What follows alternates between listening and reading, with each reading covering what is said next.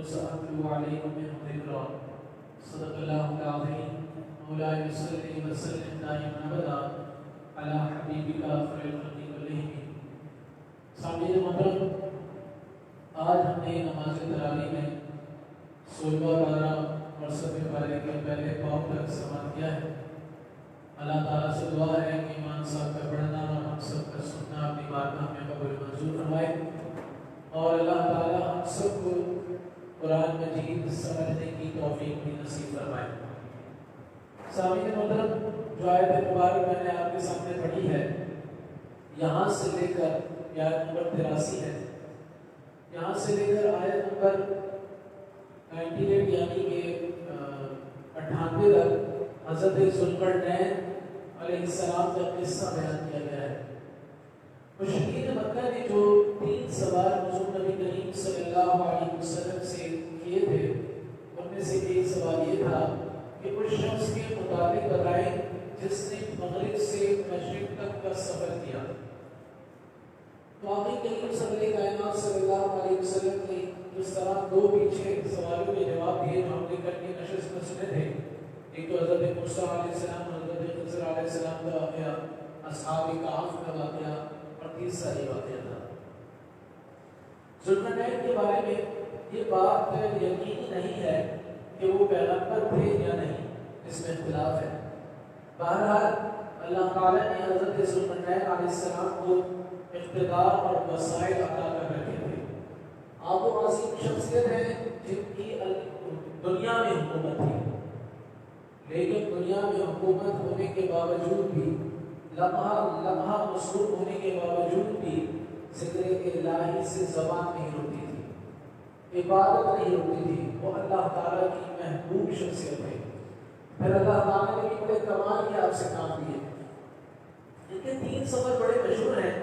ایک یہ پہلا سفر جو آپ نے مغرب تک کیا، جہاں سورج ایک دندر نما سیاہ چشمے میں ڈوب رہا تھا. یہ دنیا کا آخری کونا تھا، آپ نے وہاں تک یہ سفر کیا. اس کے بعد اور فرماتے ہیں کہ اس کے بعد سمندر ہی سمندر تھا، اس کے بعد کوئی رستہ نہیں تھا. دوسرا سفر آپ نے مشرق تک کیا جہاں سورج طلوع ہو رہا تھا، اور تیسرا سفر آپ نے شمال کا کیا جہاں کا قصہ قرآن مجید نے ذکر کیا ہے. آپ نے جہاں شمال کا ذکر کیا وہاں پر آپ نے ایک قوم کو دیکھا جو بڑی پریشان تھی. اس قوم نے یاجوج ماجوج کے قتل و غارت اور خون خرابی کی شکایت آپ سے کی اور درخواست کی کہ پہاڑوں کے درمیان کوئی دیوار قائم کر دی جائے. آپ ہم سے مال بھی لے لیں لیکن کسی طریقے سے یہاں پر دیوار قائم کر لیں. حضرت ذوالقرنین علیہ السلام نے فرمایا مجھے تمہارے مال کی ضرورت نہیں ہے، بلکہ تمہاری انفراد کی ضرورت ہے کہ تم جان کے ساتھ میری مدد کرو، لہذا اپنی قوت پوری میرے ساتھ صرف کرو. آپ نے لوہے کے تختوں اور پگھلے ہوئے سیسے سے مضبوط دیوار بنا دی جس سے وہ لوگ یاجوج ماجوج کے فساد سے محفوظ ہوئے. یہاں پر جو بات سمجھانی ہے وہ یہ کہ اللہ تبارک و تعالیٰ نے اپنے ایک بندے سے جو کام لیا ہے وہ قیامت کی نشانی جب تک قائم نہیں ہو جاتی تو دیوار ختم نہیں ہوگی. اس سے مراد کیا ہے کہ اگر ہماری پریشانیاں ہیں یا کسی مصیبت کے اندر ہم مبتلا ہو چکے ہیں، ہمیں اللہ والوں سے رابطہ کرنا چاہیے. ہمیں ایسے دربار کو کھٹکھٹانا چاہیے کہ جہاں سے جب دعا نکلے یا ہمارے لیے کوئی معاملہ نکلے تو اس کے بعد اللہ تعالیٰ ہماری مصیبتوں پر ایسی دیوار قائم کرے کہ اس کے بعد مصیبتیں ہم تک آ نہ سکیں. وہ قوم اتنی پریشان تھی کہ یاجوج ماجوج نہ صرف ان کا مال کھاتے تھے، ان کے اسباب تک لے جاتے تھے، سب کچھ چھڑا لے جاتے تھے. لیکن قرآن نے حضرت ذوالقرنین کا واقعہ یہ پیش کر کے یہ واضح کیا کہ اور یہاں سے جہاں تک میں ایک بات آپ تک یہ ثابت کر رہا ہوں کہ اللہ والوں سے اپنی مصیبت والے کاموں کی رکاوٹ نہیں کروانی چاہیے.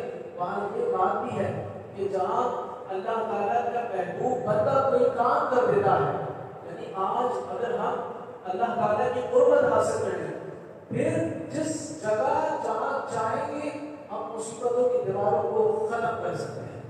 ہم ہر طرح کی مصیبت سے چھٹکارا حاصل بھی کر سکتے ہیں اور بچانے کے طریقوں کو ہم بچا سکتے ہیں.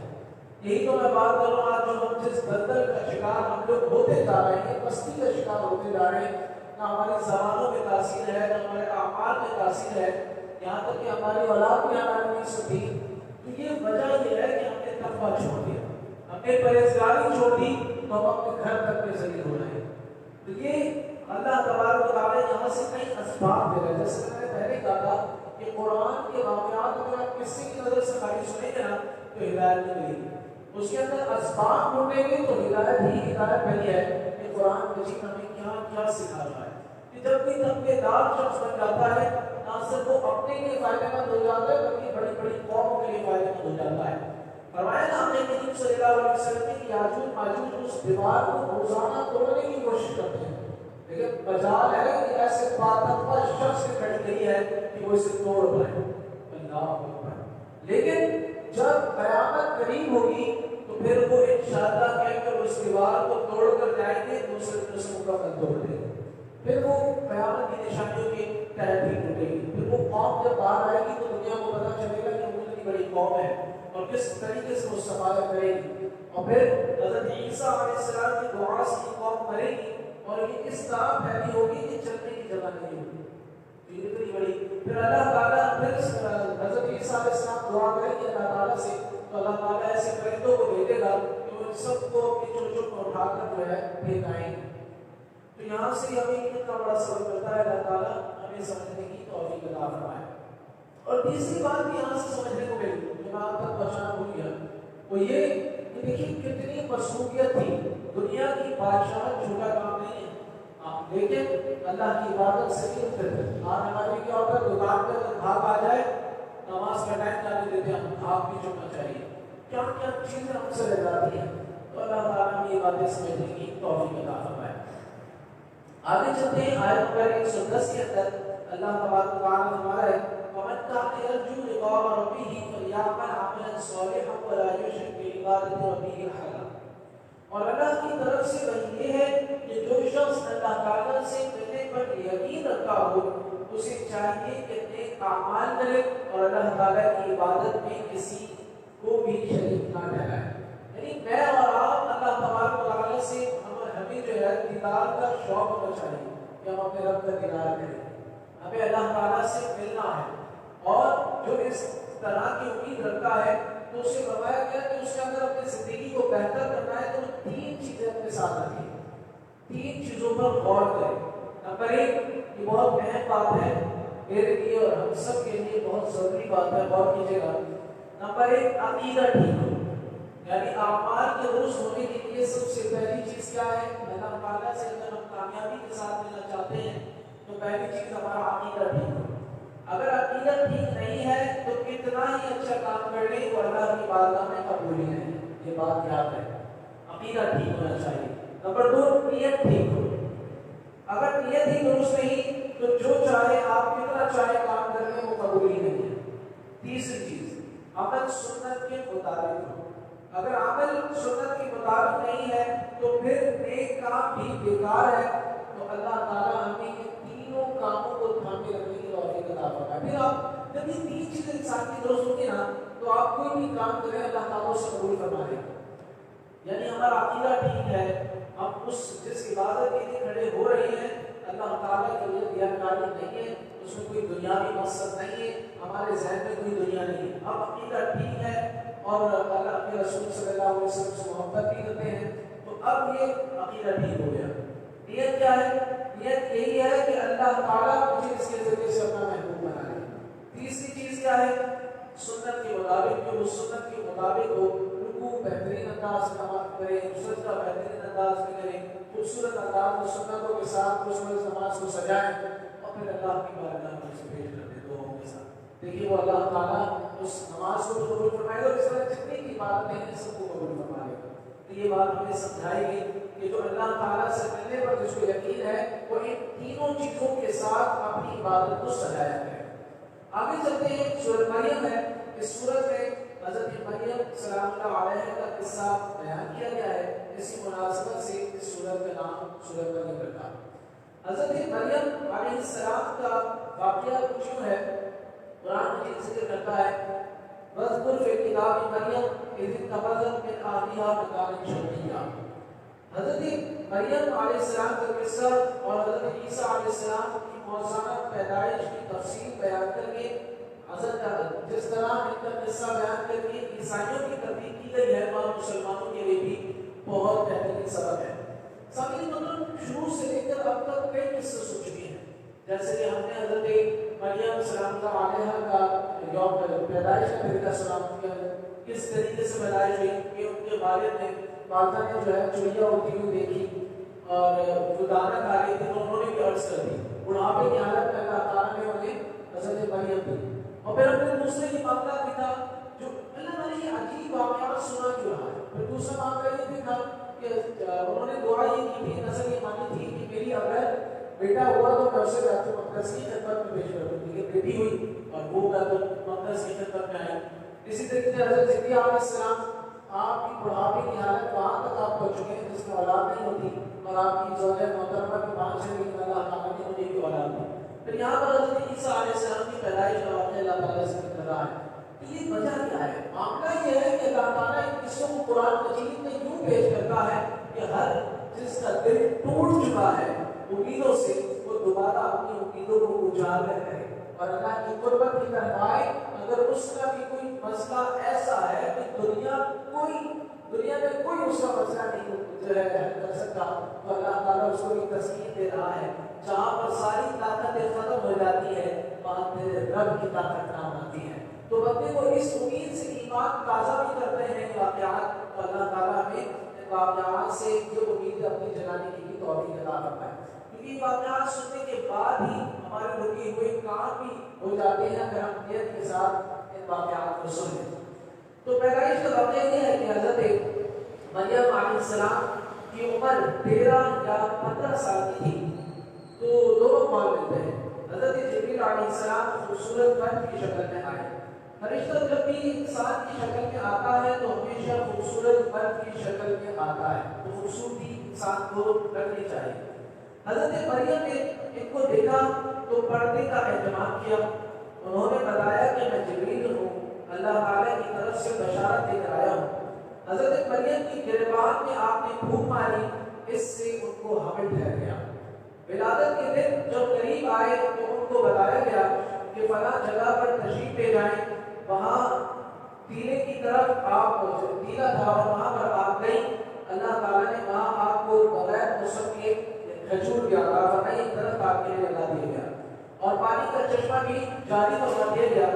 بچے کی ولادت یعنی حضرت عیسیٰ علیہ السلام کی ولادت کے بعد آپ وہیں پر کھجور کھاتی اور چشمے کا پانی پیتی. 40 دن تک یا جتنے دن لباس کے تھے آپ وہیں ٹھہری رہی. پھر اس کے بعد واپس اپنے خاندان میں آئی تو خاندان والوں نے کہا یہ بچہ کہاں سے آ گیا, تمہارا کوئی نکاح بھی نہیں ہوا. حضرت مریم کو حکم تھا کہ آپ کچھ نہیں کروائیں گے بلکہ اس بچے کی طرف اشارہ کریں گی پھر یہ بچہ خود بنائے گا. حضرت عیسیٰ علیہ السلام کی طرف آپ نے اشارہ کر دیا. پھر حضرت عیسیٰ علیہ السلام نے صفائی دی اور فرمایا کہ میں اللہ کا بندہ ہوں, اللہ رب العزت نے مجھے نبی بنا کر بھیجا ہے اور وہ مجھے کتاب بھی عطا فرمائے گا اور میں اپنی ماں کی حفاظت کرنے والا بھی ہوں. تو یہ اس انداز میں جب حضرت عیسیٰ علیہ السلام نے فرمایا تو سارا بہتان ختم ہو گیا اور جتنے بھی لوگوں کے سوالات تھے وہ اسی وقت ختم ہو گئے. تو یہ واقعہ قرآن کا واقعہ یہ بھی ہمیں وہی سبق دیتا ہے کہ دیکھو امید اللہ تعالیٰ سے لگا کر رکھو. اللہ تعالیٰ تمہیں وہ کچھ عطا کرے گا جس چیز کی تم تمنا رکھتے ہو, لیکن جائز وقت پر جب وقت مناسب ہوگا. اور اگر وقت مناسب دنیا میں نہیں ہوا تو اس کا بہترین اجر اور جزا اللہ تعالیٰ کا بروز حشر تمہارے معاملات کو بہتر بنا کر عطا فرمائے گا. تو یہ انسان کی امیدیں جو ہے اجاگر کرتے ہیں ایسے واقعات. آگے چلتے ہیں تو پولیس صراط کا واقعہ ہے. فرمایا وَإِن مِّنكُمْ إِلَّا وَارِدُهَا كَانَ عَلَىٰ رَبِّكَ حَتْمًا مَقْضِيًّا. اللہ کا وعدہ ہے کہ ہر بندے نے جہنم کے اوپر سے گزرنا ہے. میدان محشر اور جنت کے درمیان جہنم ہے, وہاں ایک پل ہے جسے پولیس صراط کہا جاتا ہے. فرق یہ ہے کہ جب وہاں سے اللہ تعالیٰ کے کو پار بندے گزریں گے تو انہیں ٹھنڈک محسوس کرتے ہوئے تیزی سے گزر جائیں گے، لیکن جس کے دل میں ذرہ برابر بھی ایمان ہوگا، یعنی کہ گناہ گاروں میں جس کے دل میں ذرہ برابر بھی ایمان ہوگا وہ اس پل سے نیچے گر جائیں گے، اور گرنے کے بعد اپنی سزاؤں کو پائیں گے، اور سزاؤں کو پانے کے بعد پھر وہ جنت کی طرف جائیں گے۔ تو یہ واقعہ جو ہے، یہ آیت جو ہے جہنم کی ہولناکیوں کو واضح کرتی ہے کہ یہ واقعہ ہمیں سمجھاتا ہے کہ جہنم کتنی زیادہ سخت ہے۔ ہر بندہ یہ کوشش کرے کہ پورے صراط پر اس کی قدم نہ رکے، بلکہ اللہ تبارک و تعالیٰ اسے وہ معاملات عطا فرمائے، اگر کامیابی عطا فرمائے کہ پھر اس کی پورے صراط تیزی سے وہ پار کر جائے اور جنت کے راستے میں چل جائے۔ تو اللہ تعالیٰ ہمیں جو ہے پورے صراط پر کامیاب کرے۔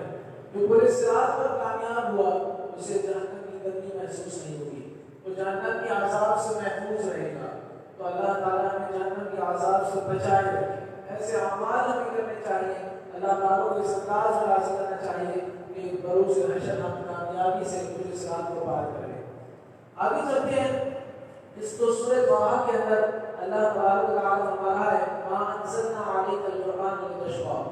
حضور اکرم سرور کائنات صلی اللہ علیہ وسلم پر مکہ مکرمہ میں جب قرآن مجید کا نزول شروع ہوا تو آپ صلی اللہ علیہ وسلم پوری رات تہجد میں قرآن مجید کی تلاوت فرماتے، اور اتنی فرماتے کہ بعض اوقات مسلسل قیام کی وجہ سے آپ صلی اللہ علیہ وسلم کی قدم مبارک پر ورم آ جاتا۔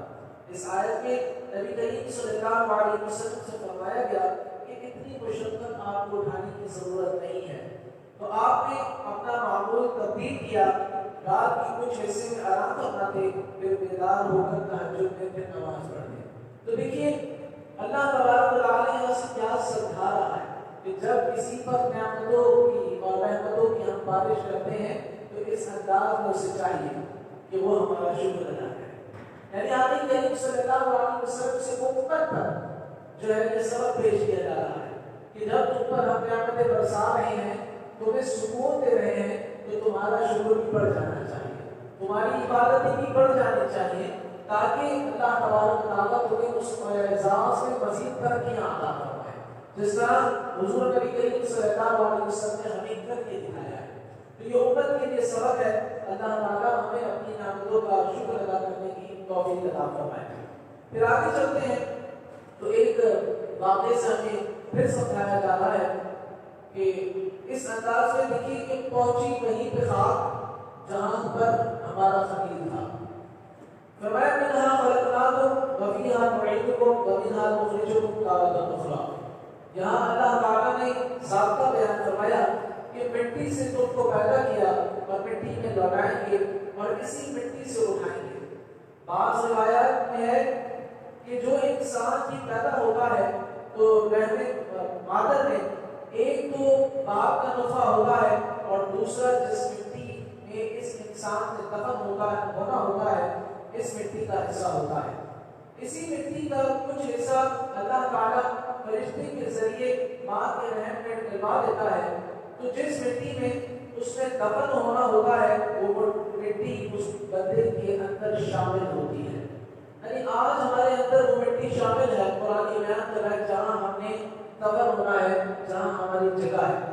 حدیث مبارک میں سنی نبی کریم صلی اللہ علیہ وسلم ارشاد فرماتے تھے کہ میں اور ابو بکر اور عمر رضی اللہ تعالیٰ عنہ ایک ہی مٹی سے بنے ہیں، جب ایک کے ساتھ آرام فرما رہے ہیں اور قیامت کے دن بھی ایک ہی ساتھ اٹھیں گے۔ تو اللہ تبارک و تعالیٰ ہمیں بھی پاک مٹی عطا فرمائے اور ہمارا مدفن بھی اللہ تعالیٰ جنت البقیع بنائے کہ ہم بھی آقا کریم صلی اللہ علیہ وسلم کے ساتھ جو ہے جنت الفردوس کے بقیع بنے۔ آگے چلتے ہیں تو یہ جو واقعہ اللہ تعالیٰ نے ذکر کیا ہے یہ اس لیے کیا ہے کہ انسان اپنے لیے دعائیں کرتا ہے کہ اللہ ہماری مٹی پاک ہو، ہمارے جسم کو بھی پاک فرما اور پوری زندگی کو پاک رہنے کی کوشش کرے تاکہ اللہ تعالیٰ اس کو جو ہے اس پاک مٹی کی طرف لے جائے جس کی وہ خواہش رکھتا ہے۔ یہ واقعہ سنانے کا یہی مقصد ہے۔ آگے چلتے ہیں تو دنیا سے بے رغبتی اختیار کرنے کا اللہ تبارک و تعالیٰ فرما رہا ہے، فرمایا وَلَا تَمُدَّنَّ عَيْنَيْكَ إِلَىٰ مَا مَتَّعْنَا بِهِ أَزْوَاجًا۔ یہاں نبی کریم صلی اللہ علیہ وسلم کو خطاب کر کے یہ بات ہم تک پہنچائی جا رہی ہے کہ جو مال ہم نے ان کفار کو دیا ہے کبھی بھی تمہاری نگاہیں کی طرف نہیں ہوتے، یہ سب دنیا کا مال ہے۔ اور دوستوں یہ وہ مال ہے کہ جو کفار کو دیکھ کر انسان خوش ہوتا ہے، جیسے کہ آج ہمارے لوگ جو ہے کفر کے طور طریقوں کو دیکھ کر اپنا رہے ہیں، لیکن کیا ہو رہا ہے سوشل میڈیا میں کہ آپ کو اس طریقے سے کامیاب ہو رہا ہے، ہم بھی وہی کریں۔ وہ ناچ رہے تو آج مسلمانوں کو بھی ناچنا شروع کر دیا، کچھ اس طرح کے حرکات کر رہے ہیں، آج مسلمانوں کو بھی وہ حرکات کرنی شروع کر دی، بھائی اس سے مال آتا ہے، اس سے عزت ملتی ہے، وہ شہرت ملتی ہے۔ تو اس آیت میں سمجھایا جا رہا ہے کبھی بھی کفر کے طریقے کار پر کامیاب ہونے کی کوشش نہ کرنا۔ اگر تم نے کیا تو یاد رکھنا بروز حشر تمہاری پکڑ ہو جائے۔ مسلمان کے لیے یہ ترغیب دی گئی کہ اللہ تعالیٰ نے جو کسی بہتر رزق دیا ہے وہ اسی پر جو ہے ہمیشہ گامزن رہے، تو اللہ تعالیٰ اس رزق کو ایسا بنائے گا کہ وہ اس کے لیے باقی رہے گا۔ اور فرمایا اب بندے کو کرنا کیا ہے کہ خود بھی نماز پڑھے اور اپنے گھر والوں کو بھی نماز کی ترغیب دے دی۔ اس آیت کے اگلے جملے میں فرمایا گیا ہے، یعنی اسے چاہیے کہ وہ اسلامی طریقہ کار پر عمل کرے، جتنا زیادہ اسلامی طریقہ کار پر عمل کرے گا اتنا ہی زیادہ اللہ تعالیٰ اسے حلال عطا کرے گا اور اس حلال میں برکت ہوگی۔ خود بھی نماز پڑھے اور اپنے گھر والوں کو بھی نماز کا حکم دے، جس سے یہ بات ہمیں واضح پتہ چلتی ہے کہ اگر ہم چاہتے ہیں کہ اللہ تعالیٰ کی فراوانی ہم پر برستی رہے تو ہم خود پہ نہ بنے، جیسے کہ آج ہوتا ہے۔ آج کل کیا ہے کہ ہم نماز فجر میں آتے ہیں، ہم نے اپنے بچوں کی ترغیب نہیں کی نا تو آج ہمارے سب جو ہے بڑے بڑے حضرات نماز پڑھ رہے ہیں، یعنی نوجوان مسجد میں آنے کے لیے تیار ہی نہیں۔ وجہ کیا ہے کہ ہم خود نہیں پڑھے، ہم نے کہا جی ہم یہ ٹھیک ہے، ہم نے گھر والوں کو ترغیب ہی نہیں دی۔ تو ہمیں چاہیے کہ اپنی اولادوں کو جگائیں، ان کو اٹھا کے لائیں، مار کے لائیں، وہ نماز پڑھیں، قرآن پڑھیں اور قرآن کو سمجھیں، یہ ہماری ذمہ داری بنتی ہے۔ اگر آپ نہیں کریں گے تو پھر بات یہی تک آ جائے گی جو شاید میں سمجھایا گیا کہ آپ نے خود نیک نہیں بننا بلکہ اپنے ساتھ اپنے گھر والوں کو بھی نیک بنانا ہے۔ آگے آخری آیت ہے جو کہ بہت بڑا سبق دے رہی ہے، فرمایا مصیبت آنے پر صبر اور نعمت ملنے پر شکر کرنے کی ترغیب اس آیت کریمہ میں اللہ تعالیٰ ہمیں دے رہا ہے، لیکن سمجھا کے ساتھ سے رہا ہے۔ فرمایا کل نفس ذائقۃ الموت ونبلوکم بالشر والخیر فتنہ وإلینا ترجعون، یعنی ہم تمہیں راحت، تکلیف، تندرستی، بیماری، دولت مندی، ناداری، نفع، نقصان، ان تمام چیزوں کے ذریعے آزمائیں گے تاکہ ظاہر ہو جائے کہ صبر و شکر میں تمہارا کیا درجہ ہے، اور بالآخر تم ہماری ہی طرف لوٹائے جاؤ گے اور ہم تمہیں تمہارے اعمال کی جزا دیں گے۔ یعنی انسان کو بروز حشر جس چیز کی وجہ سے اس کا پکڑا بھاری ہوگا تو دولت کی وجہ سے نہیں ہوگا، وہ کس طرح سے ہوگا کہ دولت ملنے پر اس نے اس دولت کو کس طریقے سے خرچ کیا، یا اس وجہ سے نہیں ہوگا کہ وہ غریب تھا، ہاں اس غریب تھا تو اس نے کس طریقے سے صبر کیا، پھر اس طریقے سے نہیں ہوگا کہ بیمار تھا، بیمار تھا تو اس نے بیماری میں اللہ کو راضی کرنے کی کتنی کوشش کی، صحت مند تھا تو اللہ تعالیٰ کو راضی کرنے کی کتنی کوشش کی۔ تو دنیا میں آ کے بیکار انسان کو اللہ تعالیٰ نے پیدا نہیں کیا، جس حالت میں بھی انسان ہے اس حالت میں اللہ تعالیٰ کی قربت کو کتنا حاصل کر رہا ہے، یہ ہے اصل زندگی، اور اللہ تعالیٰ اسی پر بندے کو بروز حشر جزا دے گا۔ اس سے معلوم ہوا کہ بعض اوقات مصیبت نازل کر کے یا نعمت عطا کر کے بندے کو اس بات میں آزمایا جاتا ہے کہ وہ مصیبت آنے پر کتنا صبر کرتا ہے اور نعمت ملنے پر کتنا شکر کرتا ہے۔ لہٰذا ہر مسلمان کو چاہیے کہ جب وہ محتاجی یا بیماری وغیرہ یا کسی مصیبت میں مبتلا ہو تو شکوہ شکایت نہ کرے بلکہ اس میں اللہ تعالیٰ کی رضا پر راضی رہے اور اس کی طاعت و فرمانبرداری میں مصروف رہے، اور جب اسے مالداری اور محبت اور صحت وغیرہ کوئی نعمت ملے وہ اللہ تعالیٰ کا شکر ادا کرے، یہی زندگی کامیاب زندگی ہے۔ حضرت عبداللہ بن عباس رضی اللہ عنہ راوی ہیں، فرماتے ہیں نبی کریم صلی اللہ علیہ وسلم نے ارشاد فرمایا جسے 4 چیزیں عطا کی گئیں اسے دنیا اور آخرت کی بھلائی عطا کر دی گئی۔ تو 4 چیزیں کیا ہیں؟ اور بھی فرمایا شکر کرنے والا دل، یعنی شکر ہمیشہ انسان کی زبان کے اندر ہونا چاہیے، دل میں ہونا چاہیے۔